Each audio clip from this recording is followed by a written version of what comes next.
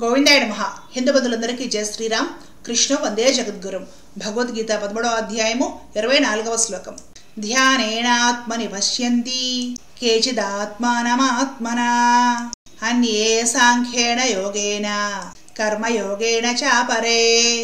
కొందరు ఈ పరమాత్మను శుద్ధమైన సూక్ష్మ బుద్ధితో ధ్యాన యోగము ద్వారా తమ హృదయముల యందు చూదురు. మరికొందరు జ్ఞానయోగము ద్వారాను, ఇంకొందరు కర్మయోగము ద్వారాను ఆ పరమాత్మను దర్శింతురు. ఇక్కడ స్వామి 3 యోగాలు చెప్పారు: ధ్యానయోగము, జ్ఞానయోగము, కర్మయోగము.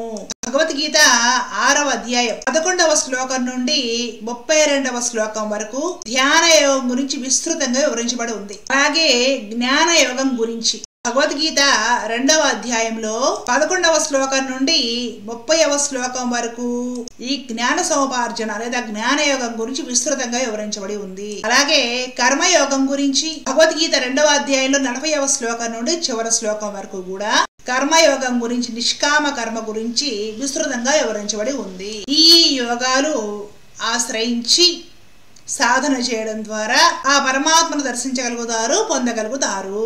ధ్యానము అంటే కూడా ఇవాళ రేపు కమర్షియల్ అయిపోయింది. ఎవరికి తోచింది వారు చెప్తున్నారు. లైట్ కింద కూర్చొని, పిరమిడ్ల కింద కూర్చొని ఆ సంస్థలో చేరి, ఈ సంస్థలో చేరి, ఇలాగా సంస్థల్లో చేరితే ధ్యానం కుదురుతుందా? నిస్సంశయంగా కుదరదు. పూర్వము ఇప్పుడు మనకి పాల కేంద్రాలు అని ఉంటాయి. ఇప్పుడంటే దొరుకుతున్నాయిలేండి. ఇంతకుముందు పాల కేంద్రం అనే పేరు ఉంటుంది. పాల కేంద్రాలాగా ఇప్పుడు ధ్యాన కేంద్రాలు ఏర్పడిపోయాయి. ఈ సాఫ్ట్వేర్లు వచ్చి, రియల్ ఎస్టేట్ వచ్చి, జనాల దగ్గర ఎప్పుడైతే కాస్త 4 రూపాయలు డబ్బులు ఆడటం మొదలెట్టిందో భక్తి, జ్ఞానము, వైరాగ్యం మొత్తం అంతా కూడా ఫీజులు తీసుకుని నేర్పేస్తారు. ఆ దుస్థితికి దిగిపోతున్నాం మనము.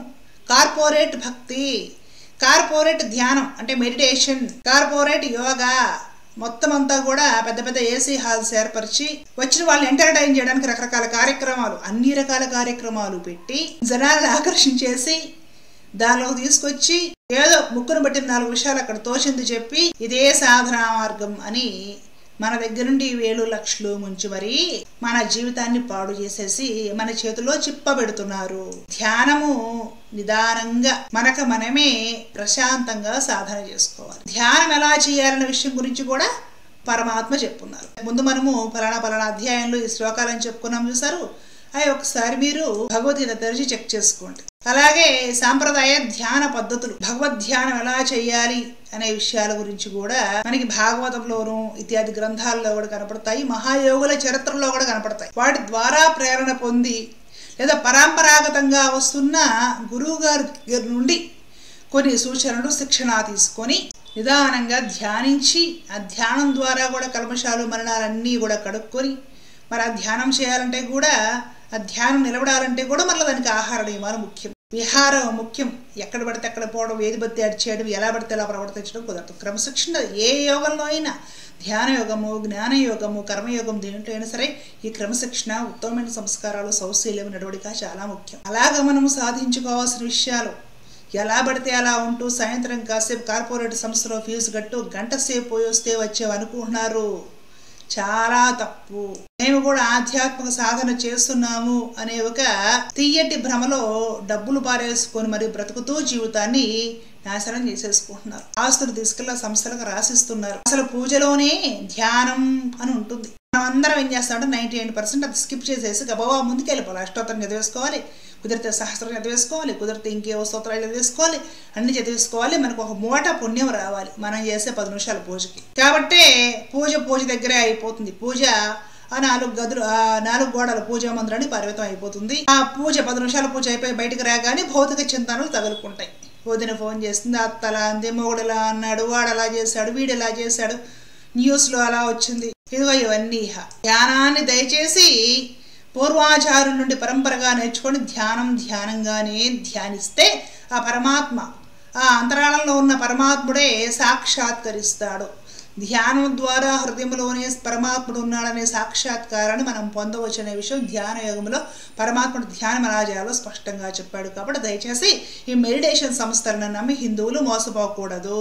అలాగే జ్ఞాన యోగం ద్వారా ఏది మంచి, ఏది చెడు, ఏది చేయాలి, ఏది చేయకూడదు, ఎందుకు చేయాలి, ఈ ప్రక్రియ, అసలు ఇందులో అంతరార్థం ఏంటి, ఇందులో సైన్స్ ఏముంది, ఇందులో తాత్వికత ఏముంది, ఇందులో ఆధ్యాత్మికపరమైన విషయం ఏముంది, ప్రతి ఒక్కటి చక్కగా తెలుసుకుంటూ వెళ్ళడం, తెలుసుకుని నిదానంగా పరమాత్మ తత్వాన్ని తెలుసుకోగలగడము, గ్రహించగలగడము, ఇదంతా కూడా జ్ఞానానికి సంబంధించిన సబ్జెక్ట్. ఆ విధమైన సాత్వికమైన భగవత్పరమైన జ్ఞానం సాంగోపాంగంగా గురు పరంపర నుండి అందుతుంది. ఎవడో ఏదో బస్టాండ్ పుస్తకం రాసి పురికొస గడిపి అమ్మేస్తూ ఉంటే ఆ టైంకి కొనుక్కొని ఏం తోచక బస్సులో చదువుకొని ఒక నిర్ణయానికి వచ్చేసి, ఓహో ఇది కాబోలు, ఇక్కడ అడ్రస్ ఇచ్చారు, అక్కడికి వెళ్దాము, ఇలా చేశారంటే పతనం అయిపోతారు. పరంపరాగతంగా భగవంతుడి గురించి తెలుసుకోగలగాలి. ఆచార్యులు ఉంటారు కదా, ఆచార్య పరంపర నుండి తెలుసుకోవాలి. గీత, రామాయణ, భారత, భాగవత సద్గ్రంథాలు చదువుకొని చక్కగా తెలుసుకోగలగాలి. అది పారమార్థికమైన జ్ఞానం అవుతుంది. మిమ్మల్ని పాడు చేసేసి, మీ ఆస్తులు తగలేసి, మీరు ఇంకొకరికి కట్టుబానిసలు అయిపోయి, మిమ్మల్ని పెళ్లి కూడా చేసుకొని ఇవ్వకుండా, కాపురాలు చేయనివ్వకుండా నాశనం చేసే పిచ్చి జ్ఞానము కాదు. పారమార్థికమైన జ్ఞానము గురు పరంపర ద్వారా సాంగోపాంగంగా మీరు అందుకోవాలి. దానికి మన ఆధ్యాత్మిక గ్రంథాలు, అలాగే మన ఆచార్య పురుషులు వీళ్ళంతా చక్కగా ఉపయోగపడతారు, మనం ఉపయోగపెట్టుకోవాలి. అలాగే కర్మయోగం ద్వారా నిష్కామమైన కర్మయోగం, పాపపుణ్యాల పరమాత్మను కుదిరి, అలాగే కర్మ ఫలాలు మనం ఆశించకుండా, కర్మ చేయడానికి జీవుడికి స్వతంత్రం ఉందే కానీ కర్మ ఫలం మీద మనకి అధికారం లేదు. అది పరమాత్ముడిది. ఎప్పుడు ఇవ్వాలో, ఎలా ఇవ్వాలా, ఇవ్వకూడదా, ఏం చేయాలి, అది ఆయన ఇష్టము, ఆయన నిర్ణయము. ఈ విధంగా నిమిత్త మాత్రమే భగవత్ పూజ చేస్తున్నాము అనే ఒక ధార్మిక బుద్ధితోటి ధర్మబద్ధంగా నీతి నియమాలు, విలువలు తప్పకుండా ఏ కర్మ అయినా సరే స్వధర్మం చక్కగా చేసుకుంటూ పోవడం వల్ల పాపపుణ్యాలు అంటావు అంతఃకరణం పవిత్రం అయిపోయి పరమాత్మ సాక్షాత్కారం తప్పకుండా కలిగి ఈ కర్మయోగ ఆచరణ ద్వారా పరమాత్మ ప్రాప్తి కలుగుతుంది. ఇది కూడా చక్కగా తెలుసుకొని ప్రశాంతంగా పెద్దవారు గురువులు ఏం చెప్తారో కూడా తెలుసుకొని, అలాగే కర్మ రామచంద్రుడు ఎలాగ ఆచరించాడు, పాండవులు ఎలా ఆచరించారు, ఆ రోజుల్లో మహానుభావులు, రాజులు, యోగులు, భక్తులు అందరూ చక్కగా కర్మాచరణ ఎలా చేశారు, ఎన్ని కష్టాలని ఎలా తట్టుకున్నారు, కృష్ణ పరమాత్మ ఏం చేశాడు, ఏం చెప్పాడు, ప్రతిదీ మనం తెలుసుకొని మనం చక్కగా కర్మ చేసుకుంటూ పోవడం వల్ల కూడా ఈ రుణానుబంధాలు పోతాయి, పాపపుణ్యాలు విడిచిపడతాయి, జన్మరాహిత్యం కలుగుతుంది. నిష్కామైన కర్మ ఆచరణ వలన ముక్తి కలుగుతుంది, భగవత్ సాక్షాత్కారం కలుగుతుంది. ఈ విధమైన ఏ పద్ధతి ద్వారా అయినా, అన్ని పద్ధతులు ఒకటే, ఒక్కొక్కటి ఒక్కొక్క సాధన, ఏమి చేసినా కూడా మిగతా అన్ని చేసినట్లే అవుతుంది, భగవత్ సాక్షాత్కారం తప్పకుండా కలుగుతుంది. కాబట్టి గీత చదవాలి, గుర్తుపెట్టుకోండి. ఏదో బల్బు వేసుకొని బల్బు కింద కూర్చోవాలి, ధ్యానం చేయాలంటే అది కొనుక్కొచ్చిన ఒక పిరమిడ్ కొనుక్కొచ్చుకొని దాని కింద కూర్చోవాలి, ఇంకేదో కొనుక్కొచ్చుకొని దాని కింద కూర్చోవాలి. ఇవన్నీ భౌతికమైన రకరకాల వస్తువులు, ఆధ్యాత్మికపరమైన సాధనల కోసం అని చెప్పి రకరకాల సంస్థల వాళ్ళు అమ్ముతుంటే ఆ వస్తువులు కానీ మనం కొనుక్కొచ్చుకున్నాము అంటే అర్థమేంటో తెలుసా? ఏదో మనకి వందలాది వేలాది రూపాయలు పోయాయి, అవి కాదు, డబ్బు విషయం కాదు. ఇక్కడ మనం తప్పుడు మార్గం పట్టి పాడైపోతున్నాము. భగవత్ తత్వానికి, ఆత్మతత్వానికి, సనాతన ధర్మానికి దూరం అయిపోయి ఏ సంస్థ వాడో వాడు గుప్పెట్లో పెట్టుకుని ఆడిస్తుంటే మనం ఆడుతున్నాము అని అర్థం. మన జన్మే, మన జీవితమే పాడైపోతుంది. కాబట్టి ఇలాంటి సంస్థలు, ఇలాంటి వస్తువులకి దూరంగా ఉండండి.